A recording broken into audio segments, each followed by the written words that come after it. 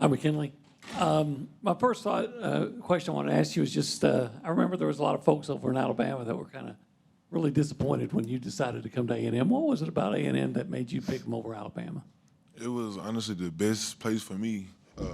Everybody's recruiting story is different, so I feel like here I had the best resources, the best coach, the best atmosphere, and the best network for life after ball.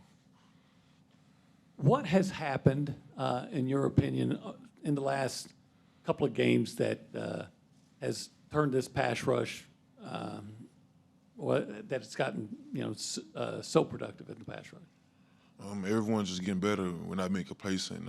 We're taking the drills from individuals to like on the field. Like, we practice how we play. So what you see on the field is what you see every day.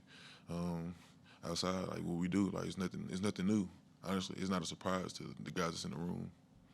We'll go toward the back of the row, right in front of TV row on the right side to Chip. McKinley, from the outside, it appears that you guys have been more aggressive as a unit and also maybe sending a few more guys at the quarterback. Has that changed at all in your mind in the last 3 or 4 weeks? I haven't noticed that us being aggressive. I just noticed us doing our job and playing the call out and doing what we were supposed to do.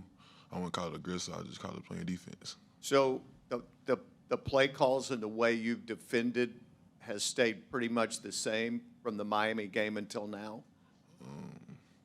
So much. I wouldn't say aggressive though. Like, I say it's just normal defense we've been running. Just like I feel like we've been executing the calls a little bit better. We'll stay back on TV row on the right side to Ben. Kind of along those lines, I think after the game, the Arkansas coach basically, I'm paraphrasing, but said, y'all weren't running anything necessarily they weren't expecting, but obviously still able to be effective. What's the key for you guys to be able to still execute your game plan and kind of disrupt their offense, even if you're not necessarily bringing something they're not expecting, still having the success? It's just coming down to everyone doing their job. Football is not a one-man sport. So 11 guys doing their 111 to, disrupt the offense, and create opportunities for our offense. So I just feel like that's all it is, It's nothing special, just what we do. Just doing our job. We'll stay back behind the lights on TV row in the middle to Tyler. Yeah, McKinley, the past couple of times you guys have played Alabama, it's, come down to the wire, been one-possession games. What is it about playing these guys? I mean, do you have any extra level of excitement knowing that, Alabama's coming to town? Really when anyone comes to town, because it's the next game, the next opportunity we get. I don't know where everyone's getting that from, but I've been hearing that stigma a lot lately. I don't know why. It's just like, it's this game, it's the game we love. We've been playing since we were 4 or 5 years old, so the best game is the next game. So, I'm kind of excited for this one, just like I was excited last week. I could say the same thing 3 Mondays ago. The next game is the best one. Like, I don't know which game is going to be the best game this year. I just know the next one is the best one, in my opinion. If you ask me that, every Monday from now on out, it's going to be the next game. That's going to be my most exciting game, the more I'm looking forward to. All right, we'll go front row on the right side to Brent and then Travis. You mentioned everyone's recruiting story is different. So what was it specifically about your recruiting story where you did choose the Aggies?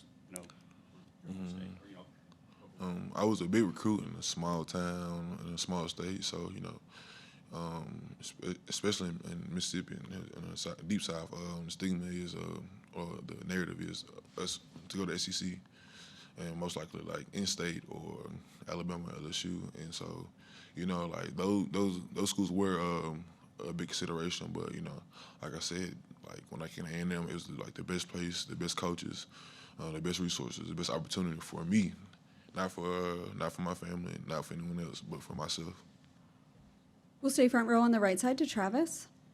With everybody but you in Alabama having a loss so far in conference play, does it feel like the conference is more wide open this year? And how much do y'all kind of keep a corner of your eye on what's going on around the conference and what y'all can achieve? Wide open, I wouldn't say that. This is like this is the toughest conference. I'm not saying one of this is the toughest conference in college football. It's a dogfight every week. You never know what could happen. It's just like we call it ground and pound. Like you never know what could happen. So you got to stay on your toes, do your job, and and just create opportunities and take away opportunities from the opposing team. We'll go front row on the left side to Cease. So you talked about practice, taking it to the games. Now, what about your own game? Now, the last 2 games, which coincides with team getting 7 sacks both games, your own game, are you practicing and playing better these last 2 games than maybe you did early in the year, or do you see your game the same? I don't change in games. Everyone else does. That's a famous quote from Jimbo Fisher right there, and I kind of take it to heart. Like when I'm playing, whenever you see me play, that's just me. That's how I go every day in practice. Like it doesn't change, but everyone else changes. When situations come about, I don't change. Everyone else changes. Anything else? We'll wrap it up. Second row on the right side to Olin.